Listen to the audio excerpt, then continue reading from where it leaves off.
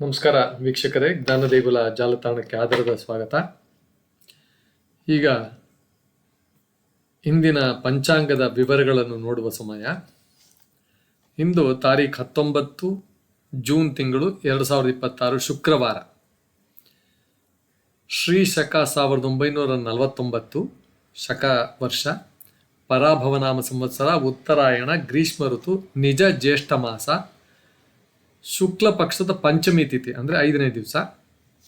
ನಕ್ಷತ್ರ ಆಶ್ಲೇಷ ನಕ್ಷತ್ರ, ಹರ್ಷಣ ಯೋಗ, ಭವಕರ್ಣ, ಮಿಥುನ ಮಾಸ, ಸೌರಮಾನದ ರೀತಿಯ 4ನೇ ದಿನ.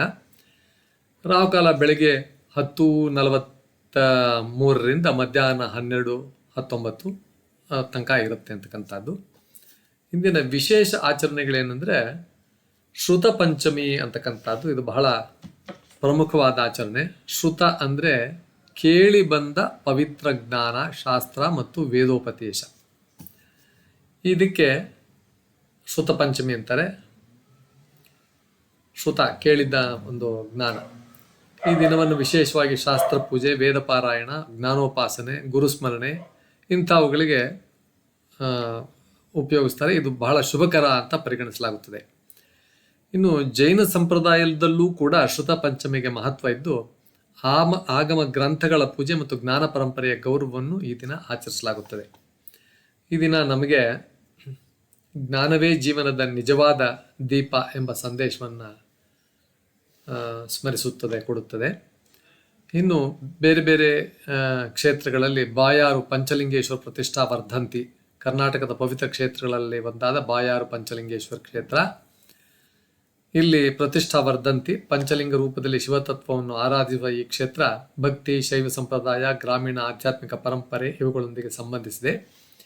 ಈ ದಿನ ವಿಶೇಷ ಅಂದರೆ ಅಭಿಷೇಕ, ರುದ್ರಪಾರಾಯಣ, ಪೂಜೆ, ಅನ್ನಸಂತರ್ಪಣೆ ಇತ್ಯಾದಿ ಕಾರ್ಯಕ್ರಮಗಳು ನಡೆಯುತ್ತವೆ.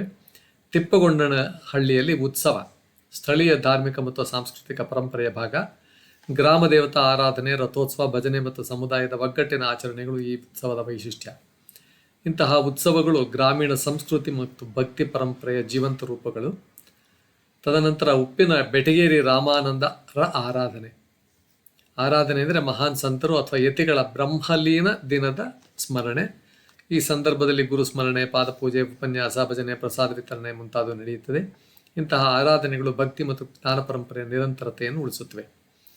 ಇನ್ನು ಆಶ್ಲೇಷ ನಕ್ಷತ್ರದ ವಿಶೇಷತೆ ಅಂದರೆ ಅಂತರ್ಮುಖ ಚಿಂತನೆ, ಆಧ್ಯಾತ್ಮಿಕ ಮನನ, ಮಂತ್ರಜಪ, ಧ್ಯಾನ ಇದಕ್ಕೆ ಬಹಳ ಅನುಕೂಲಕರವಾದೆಂದು ಜ್ಯೋತಿಷ್ಯದಲ್ಲಿ ಹೇಳಲಾಗಿದೆ. ಹರ್ಷಣ ಯೋಗ ಸಂತೋಷವನ್ನು ಉಂಟು ಮಾಡುವುದು. ಈ ಯೋಗ ಶುಭಾರಂಭ, ವಿದ್ಯಾಭ್ಯಾಸ, ಸತ್ಸಂಗ, ಪೂಜೆ ಇವುಗಳಿಗೆ ಉತ್ತಮವೆಂದು ಹೇಳಲಾಗುತ್ತದೆ. ನಂತರ ಇಂದಿನ ಸಂದೇಶ ಶ್ರುತ ಪಂಚಮಿ ನಮಗೆ ಹೇಳುವುದು ಜ್ಞಾನ, ಗುರುಪರಂಪರೆ ಮತ್ತು ಧರ್ಮಸ್ಮರಣೆ ಜೀವನವನ್ನು ಪ್ರಕಾಶಮಾನವಾಗಿಸುತ್ತದೆ ಅಂತಕ್ಕಂಥದ್ದು.